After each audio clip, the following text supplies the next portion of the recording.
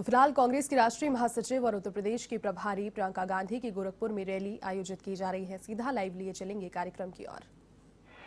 नाव निषादों की मां होती है, उनकी जीविका होती है।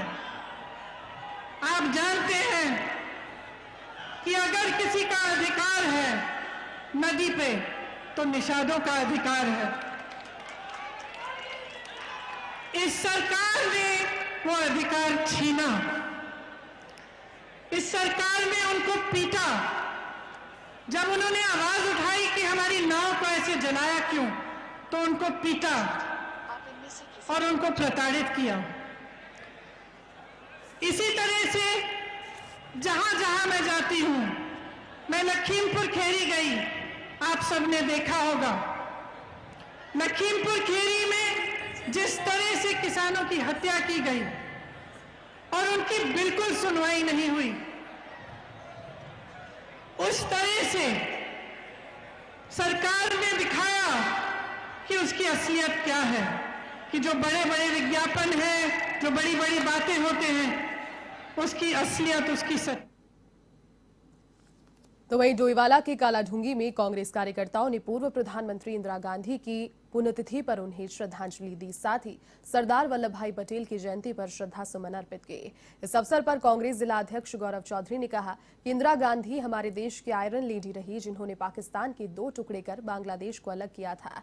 आज हम उनके साथ साथ देश के शहीदों को भी नमन करते हैं, जो कि अपने प्राणों की आहुति देकर इस देश की रक्षा करते हैं। तो वहीं कालाढूंगी में कांग्रेस के वरिष्ठ नेता पूर्व ब्लॉक प्रमुख भोला भट्ट ने इस मौके पर सैनिक परिवारों के लोगों को शॉल उड़ाकर सम्मानित किया।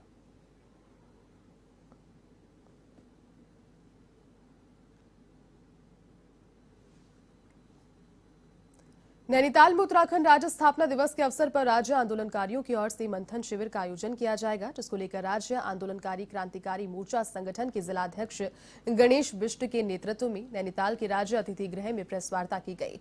प्रेस वार्ता कर राज्य आंदोलनकारी मोहन पाठक ने बताया कि उत्तराखंड राज्य स्थापना दिवस के अवसर पर 9 नवंबर को मंथन कर शिविर का आयोजन किया जाएगा, जिसमें राज्य आंदोलनकारियों के चिन्हीकरण पर चर्चा, साथ ही राज्य के नवनिर्माण की रूपरेखा तैयार की जाएगी।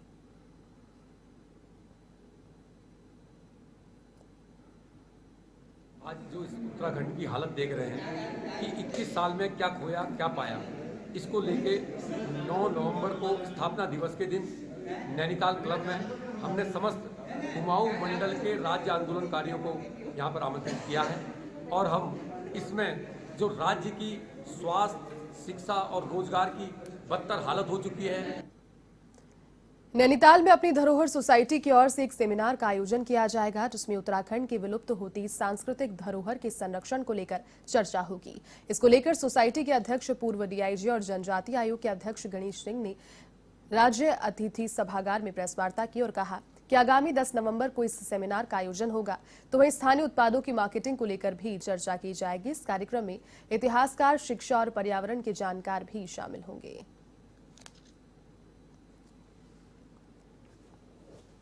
इसमें हमारी कार्यकारिणी की मीटिंग है। हम लोगों ने एक मंच बना रखा है अपनी धरोहर।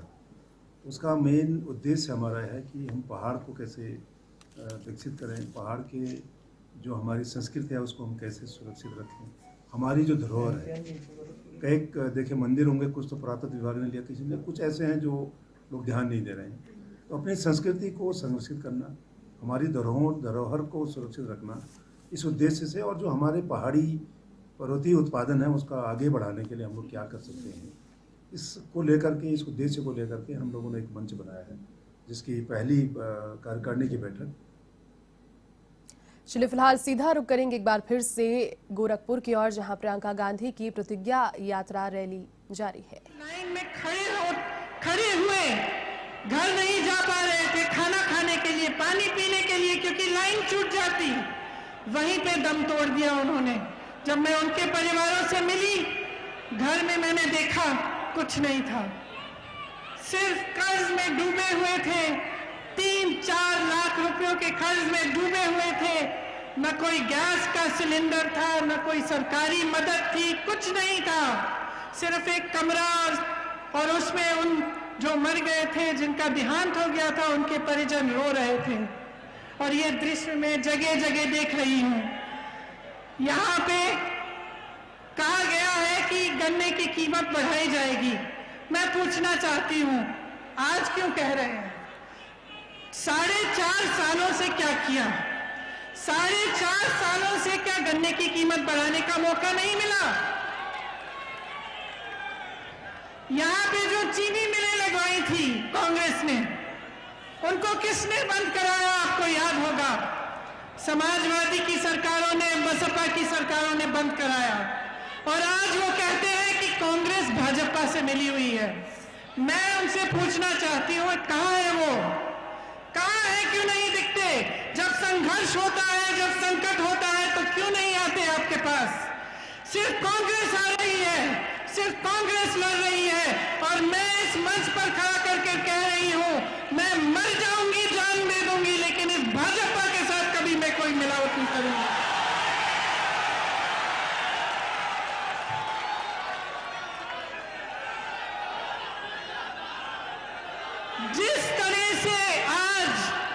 जिस तरह से आज महंगाई ने आपके जीवन खराब कर दिए हैं, जिस तरह से आप जूझ रहे हैं कि 1000 रुपए का पेट्रोल डीजल, 900 रुपए, 1000 रुपए में सिलेंडर, आप कैसे गुजारा करते हैं? मैं जानना चाहती हूँ, कैसे गुजारा कर रहे हैं?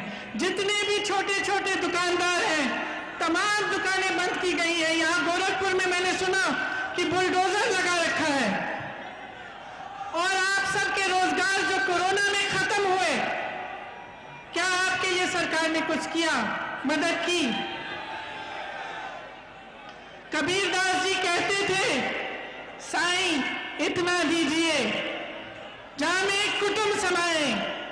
भाजपा का मुझे लगता है कि विचार ये है कि जनता से लूट लूट के पूंजीपतियों को दो पहुंचाए। महंगाई इतनी बढ़ाओ कि जनता त्राही त्राही चिल्लाए।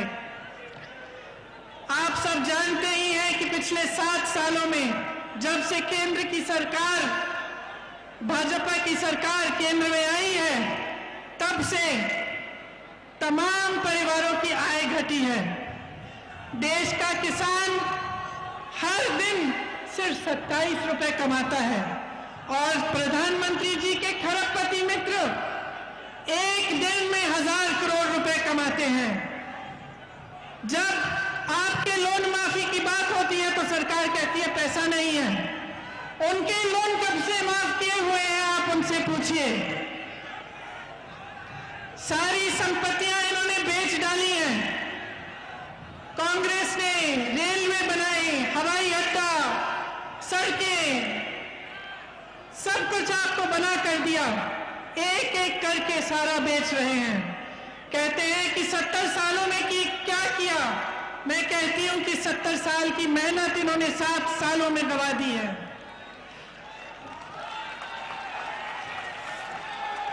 आज का युवा बेरोजगार है। उत्तर प्रदेश में ही 5 करोड़ बेरोजगार युवा है। आपको शायद मालूम नहीं होगा, लेकिन 3 युवा हर रोज आत्महत्या करते हैं। चलिए, इस बुलेटिन में फिलहाल के लिए बस इतना ही। देश और दुनिया की तमाम बड़ी खबरों को देखने के लिए आप देखते रहिए A1 TV। नमस्कार।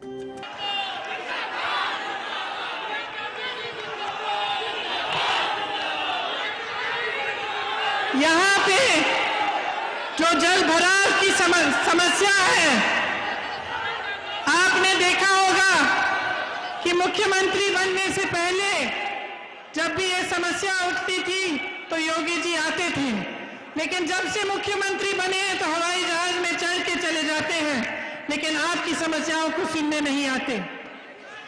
जिस तरह से इनकी सरकार ने जन जन की रोजी रोटी खत्म की है, ये आप अच्छी तरह से जानते हैं। कोरोना के समय जिस तरह से सरकार ने आक्रमण किया पब्लिक पे कि जो ऑक्सीजन मांग रहा था उसके खिलाफ कार्रवाई की गई, उसको कहा गया कि तुम्हारी जमीन जब्त कर देंगे। जो परेशान था, जो हॉस्पिटल का वीडियो निकलता था कि अस्पताल में परेशानी है, तो उस हॉस्पिटल को दबाया जाता था, वहां जाकर प्रताड़ित किया जाता था। मदद नहीं आई, सहायता नहीं हुई। कितने लोगों की कोरोना से मौत हुई। आपने देखा कि नदी में लाश किस तरह से बह रही थी, लेकिन सरकार की तरफ से कुछ मदद नहीं आई। जिनकी रोजी रोटी कोरोना की वजह से भी छिन गई, आज तक उनको सहायता नहीं मिली है। कांग्रेस पार्टी ऐसे कमजोर परिवारों को 25,000 रुपए की नकद आर्थिक सहायता देगी।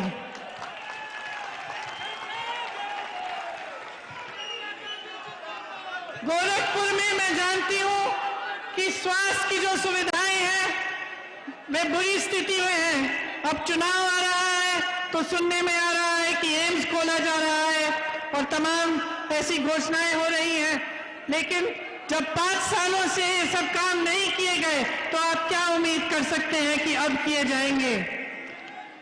यहाँ पे पूर्वोत्तर रेलवे का मुख्यालय है। आप जानते हैं कि अब रेलवे भी बेची जा रही है, उसका भी प्रयास है। और जो तमाम लोग रेलवे के जरिए रोजगार पा रहे हैं उनका क्या होगा, ये सवाल अब पूछने का वक्त आ गया है। आपके पास यहाँ आकर बहुत सारे खोखले वादे किए गए। आपको बताया गया था कि किसानों की आय दुगनी की जाएगी, कि बाढ़ की समस्या हल की जाएगी, कि छोटे दुकानदारों और व्यापारियों की मदद की जाएगी, कि गन्ना मूल्य 14 दिनों में भुगतान का वादा किया गया था। चीनी मिलें शुरू होंगी। आप बताइए कितने चीनी मिल बंद पड़े हैं, किसी ने शुरू किए? कहा गया था कि हवाई चप्पल वालों को हवाई जहाज में यात्रा कराई जाएगी। आज सड़क पे चलना मुश्किल हो गया है, गाड़ी में जाना मुश्किल हो गया है। सबको सोचना पड़ता है कि 100 रुपए में पेट्रोल डीजल होगा, कैसे जाएंगे। यहाँ पे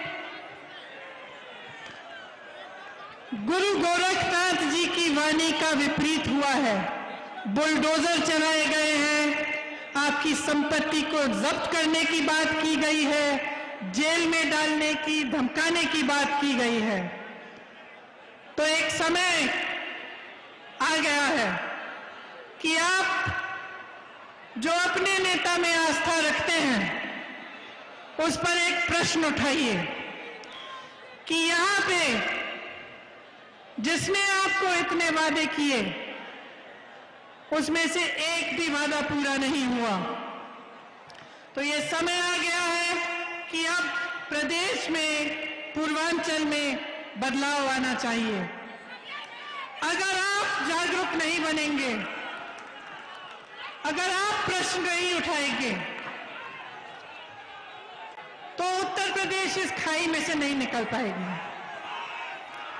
सच्चाई ये है कि धर्म और जाति के नाम पर आपकी भावनाओं और आपकी आस्था के साथ खिलवाड़ किया गया है। ये सच्चाई है। इस सच्चाई को पहचानिए। इस सच्चाई को पहचानिए कि एक नेता का सबसे बड़ा धर्म सेवा होता है। आज सरदार पटेल जैसे नेता जी का जन्म दिवस है और इंदिरा जी जैसी नेता की शहादत का दिवस है। इंदिरा जी ने आपको दिखाया, उनके लिए देश के ऊपर कुछ नहीं था। उन्होंने इस आस्था के लिए, जो आस्था आपने उनमें रखी थी, इस आस्था के लिए अपना जीवन दिया। वो कभी पीछे नहीं हटी। उनको मालूम था कि उनकी हत्या होने वाली थी। आज के दिन जब मेरे भाई और मैं स्कूल जा रहे थे, रोज जाने से पहले हम अपनी दादी जी से मिलने जाते थे। आज ही के दिन उन्होंने मेरे भाई से कहा कि बेटा, अगर मुझे कुछ हो जाएगा तो रोना मत। उनको मालूम था कि उनकी हत्या हो सकती थी, फिर भी वो कभी पीछे नहीं हटी। उनके लिए आपकी आस्था से बढ़कर इस देश, इस दुनिया में कुछ नहीं था। आपकी आस्था थी और उनके दिल में अपने देश के प्रति आस्था थी। और अगर आज मैं आपके सामने खड़ी हूं तो ये उन्हीं की सीख है। मैं भी आपकी आस्था कभी नहीं तोड़ सकती। इसीलिए जो बातें मैं अभी आपके सामने रखना चाह रही हूं, जो कांग्रेस पार्टी की प्रतिज्ञाएं हैं, मैं उसी आस्था से रखना चाहती हूं। मैं कहना चाहती हूं कि जो प्रतिज्ञाएं हैं वो पूरी होंगी, नहीं तो मैं यहां इस मंच से आपके सामने नहीं कहूंगी कि अगर हमारी सरकार आएगी तो मछली पालन को कृषि का दर्जा दिया जाएगा। जो सुविधाएं और छूट कृषि के लिए हैं, मछली पालन में वो सब लागू होंगी। बालू खनन और मछली पालन में निषाद समाज को अपना अधिकार वापस दिया जाएगा। गुरु मच्छेंद्रनाथ विश्वविद्यालय को यहां पे हम स्थापित करेंगे। किसानों के लिए मैं कहना चाहती हूं कि हमारी ये प्रतिज्ञा है कि हम आपका पूरा कर्जा माफ करेंगे। हमने पहले भी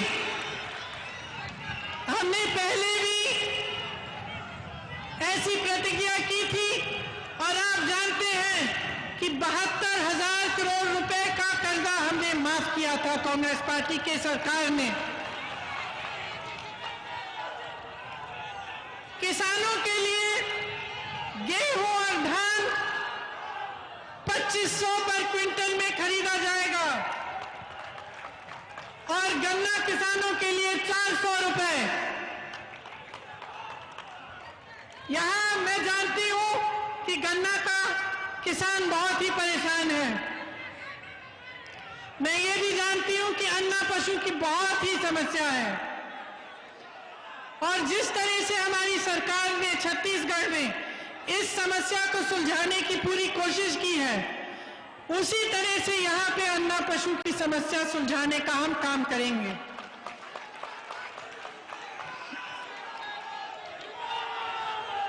अन्ना पशु की जो समस्या है उसका हम संपूर्ण समाधान निकालेंगे, जिससे पशु भी बचेगा और आपका भी फायदा होगा। युवाओं के लिए 20 लाख सरकारी रोजगार हमारी सरकार अगर बनेगी तो हम देंगे और जो संविदा कर्मी हैं और जो कॉन्ट्रैक्ट पे नौकरी करते हैं उनका हम नियमितीकरण कराएंगे। अपनी बहनों के लिए मैं कह चुकी हूं कि 40% महिलाएं कांग्रेस पार्टी विधानसभा के चुनाव में महिलाओं को टिकट देगी। इसके साथ साथ जो 12वीं पास छात्राएं हैं उनके लिए मोबाइल फोन मिलेगा, स्मार्टफोन मिलेगा और जो स्नातक पास है उनके लिए स्कूटी मिलेगी। मेरी बहनें, आपको भाजपा सरकार ने कहा था कि आपको 1 सिलेंडर मुफ्त मिलेगा। उसके बाद उन्होंने सिलेंडर के दाम ऐसे उठा दिए कि आपको वही 1 सिलेंडर अगर मिला तो मिला, उसके बाद नहीं मिल पाया। हमारी सरकार आपको साल में 3 सिलेंडर मुफ्त देगी। आप मेरे दिल के बहुत करीब हो, आपके लिए सब कुछ। आप जब सरकारी बस में यात्रा करेंगी तो आपकी यात्रा मुफ्त होगी।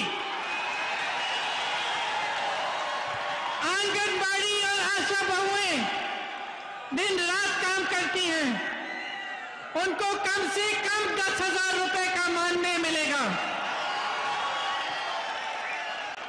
कोरोना में बहुत लोगों ने बहुत संकट का और संघर्ष किया, बहुत संकट का सामना किया। हमारा संकल्प है कि कोई भी बीमारी हो 10 लाख तक उसका मुफ्त इलाज सरकार कराएगी।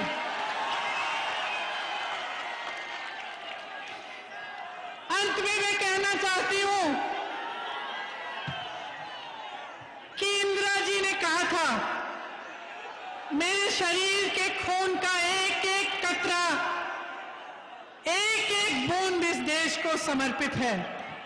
उन्होंने कहा था कि मेरे खून का एक एक कतरा इस देश को जीवित करेगा। आज मैं कहना चाहती हूं कि कांग्रेस पार्टी का एक एक कार्यकर्ता अपना खून बहाने के लिए तैयार है। जो कहते हैं कि हमारा संगठन इस प्रदेश में दुर्बल है, वो इस भीड़ को देखें।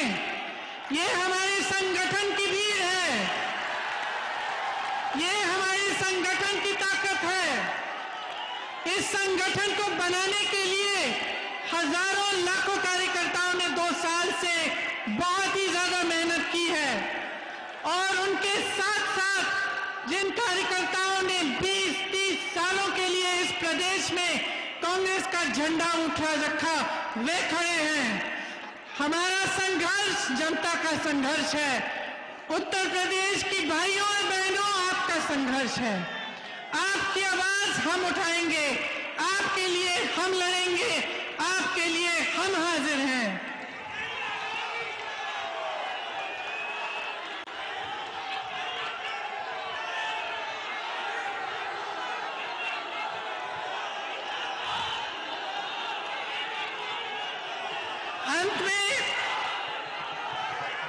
अंत में मैं आप सबको बहुत बहुत धन्यवाद देना चाहती हूं कि आप यहां आए। गुरु मच्छेंद्रनाथ जी की जय। बोलिए मेरे साथ, गुरु मच्छेंद्रनाथ जी की जय, गुरु गोरखनाथ जी की जय। जय हिंद, जय हिंद, जय हिंद। धन्यवाद।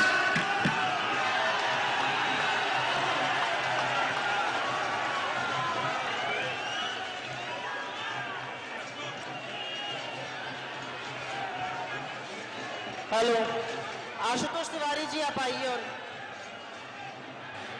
आज इस प्रतिज्ञा रैली में आए हुए इस पूर्वांचल के कोने कोने से सभी साथियों, सभी बुजुर्गों, माताओं, बहनों का इस प्रियंका गांधी